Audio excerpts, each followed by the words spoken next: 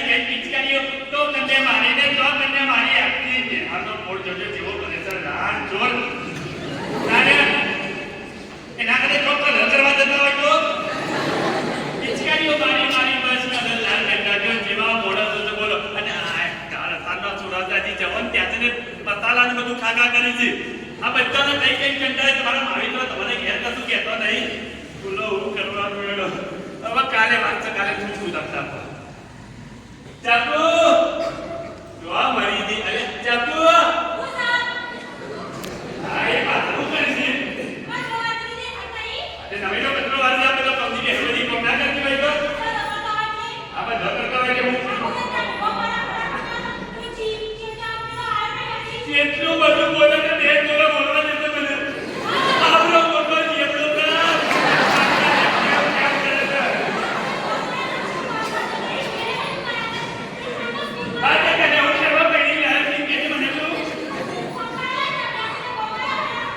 બોલવા દે તો મને મળે છે મને એકદમ ખબર પડી છે જાણે પહેલા જ ચાલુ બોલો આપણે પોલીસ લોકો પહેલા છીએ ટ્રેક્ટર ભરી છીએ ટેમ્પો ભરી છીએ લશ્કરી લઈ છીએ એ મારી હારી જેટલી બહાર બોલશે તો હજી એટલી આપણે હાથ વાગે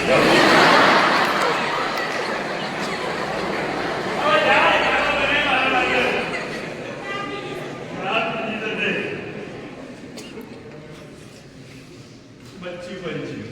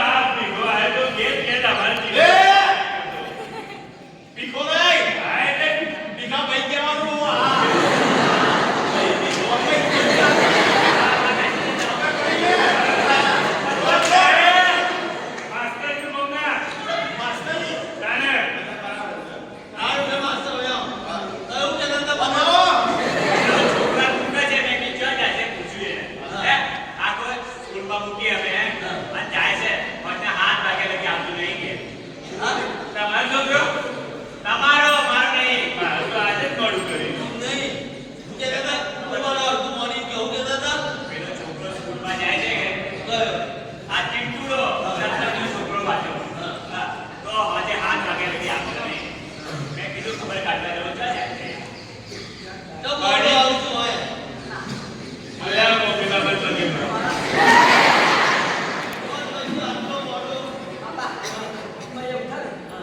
સ્કૂલમાંથી તેલ આવતો હોય એટલે બચમાં થાય ને આમ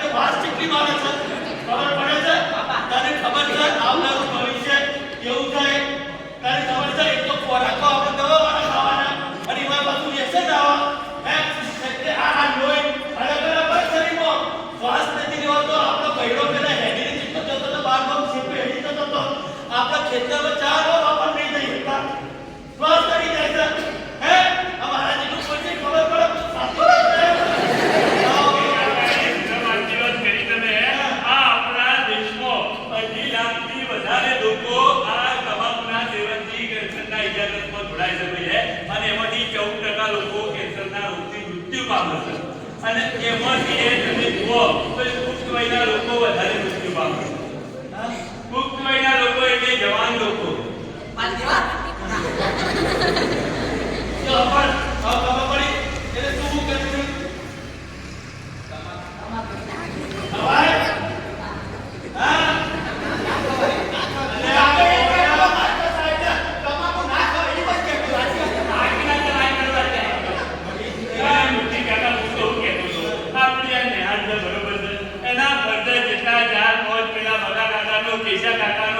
કાકાનો ગલ્લો છે અંદર આવા બેસની બધી વસ્તુ રાત્રે જે દૂર પાઈ ગઈ આ છોકરો પર ખરાબ અસર પડે કે ના પડે આ પડે તો કાયદો છે આપણા ગામમાં તો નથી આવતો તો કાઢી નાખી તો એ મને થોડો આ એટલે તો અમુક છોકરાને ખાતો જુદા જુદી પડી ગઈ કોઈ છે આ પેલું શું કહેવાય મેથી સોપારી કરી સા જેવું છે આ સરવાઈ ખરા મેથી સોપારી જો ભાઈ બાપર આખા ગામમાં વેપાર આગળના લોકો એના પર ખબર છે બધાને કે ભાઈ વ્યસન ના કરાય હે બધાને ખબર છે કે નહીં મસાલા ખાવાને ખબર છે કે ભાઈ આપણે મસાલો ખાઈએ દારૂ પીએ કા કરીએ તે કરીએ પણ ઈ થાય છે કે પેલું ઈ નથી કરતો એ જતો રહે તો આપણે જતા રહીએ કોઈ બે પડતો એવું છે નથી રહ્યા. એક વખતે આપણે લીવ એક્સચેન્જ થઈ ગયું ને પછી જો તમારો હાથમાં તમને કોમ કરવાની સ્ફૂર્તિ રહે. હવે ઉઠશો એટલે એમ લાગશે કે ભાઈ આજે તો દુનિયા જીતવા નહીં રહ્યા છે. હે અને બધું સર આપણા પાસે. અને જો પછી જે વખતે પૈસો કમાઈશું ને એ વખતે સુખ ભોગવવાનું હોય ત્યારે આપણા પાસે શરીર સારું નહીં હોય. હે અને પાછું આપણા પાછળ આપણો છોકરો ભાઈઓ દાદા બાપા બધા એ દુઃખી હોય. અને ખબર પડે તો જોઈ આવજો કોમદારો આ બધા કેન્સર વિભાગ જોઈ આવજો કોમદારો આ છોકરો લઈને માસ્ટર હે આ બધો થઈ જતો તો અમદાવાદની સિવિલ હોસ્પિટલ એટલે ખબર પડે ઝડપટ પડતો હળી ગયો લોકોનો. આ બધું ગાડી કંપની દોર કેટલા પ્રકારના કેન્સર થાય છે. હે બોલાય નહીં અને હું તારી ખબર છે સ્કૂલ નો તારો મંગુ હા મારું નામ ત્યારે પછી કહેવાય. અને અમર આ તારું કહીને શેકડી ઓટા છે બોલાય અને આ પર સ્ત્રીઓ કીએ પણ વ્યસન ના કરાય પુરુષો બી ના કરાય એવું કોઈ પણ પ્રકારનું વ્યસન આપણે લત ના રાખવી જોઈએ. ટૂંકમાં એ વાત છે કે જિંદગી હારી જીવવાની છે. આ તો ઈશ્વરે આપેલું વરદાન કહેવાય. અને ઈશ્વર તમે મેઘ નાખો તો હા હું આજી વાત છે તારા પતિની જોડ ના રખાય. અરે હું જો કર્યું મારે ક્યાંથી છે મને ક્યાંથી નહીં. હા કોણ કહી છે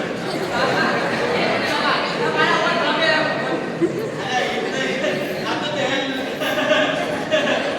ભાઈ જોડ હતા.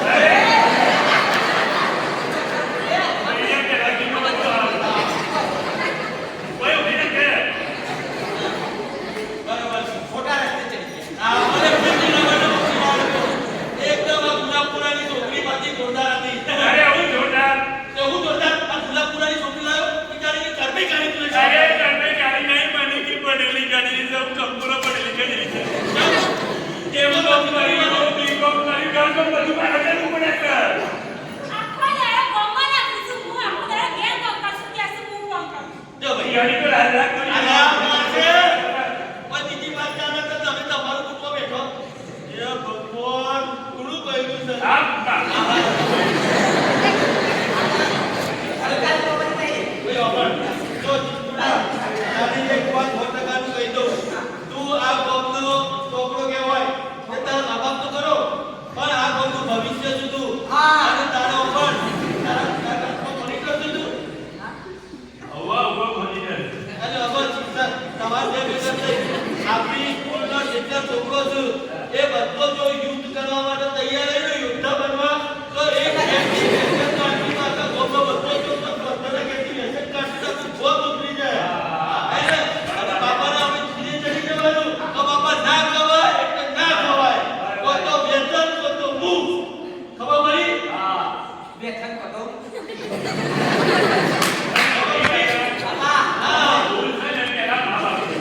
ઘરમાં મા બાપ વ્યસન કરતા હોય એટલે મા બાપને કઈ છોકરો હિતવાનો નહીં. તો પેલા પંદર વ્યસન મા બાપના કરવું પડે તો છોકરો સુધરે. એક વાત કહું તમને એક મોટી વાત તો તમારા હસવા જેવી છે. તમને ખબર તમે મસાલો ખાધો હા. બરોબર પછી તમે કોઈ હારી ઓફિસમાં જતા હોય ને આપણી સરકારી ઓફિસોમાં એ વાત કરી રહ્યો તમે કે આપણું કલેક્ટર સાહેબની ઓફિસ છે કે બીજી કોઈ જગ્યાએ તમે જો અથવા કોઈ પણ હારી બિલ્ડિંગો જો તમારી ખબર છે લિફ્ટ એટલી પેલી ચોખ્ખી હોય ને ઉપર નીચે લઈ જાય છે. એની ચોખ્ખી. કોઈ લોકો થૂકતા હોય હા. એટલે એ થૂકવાની માનસિકતા ઉપરથી ખબર પડી જાય કે વ્યસન કેટલું ખરાબ. જો તમે એટલી હારી જગ્યાને બગાડતા હોય તો પછી તમારું શરીર તમારા માટે કોઈ લેવા દેવા છે નહીં. એટલે આપણા આજથી નક્કી કરવાનું કે આજથી રોજ આપણે મસાલો નહીં ખાવાનો. કોઈ પ્રકારનું વ્યસન કરવાનું નહીં. બાપા તમને ખબર છે આપણા તો પેલા સાયકલ બોલ. 16 ફેકામાં તો દર એક ફ્રીમાં થતું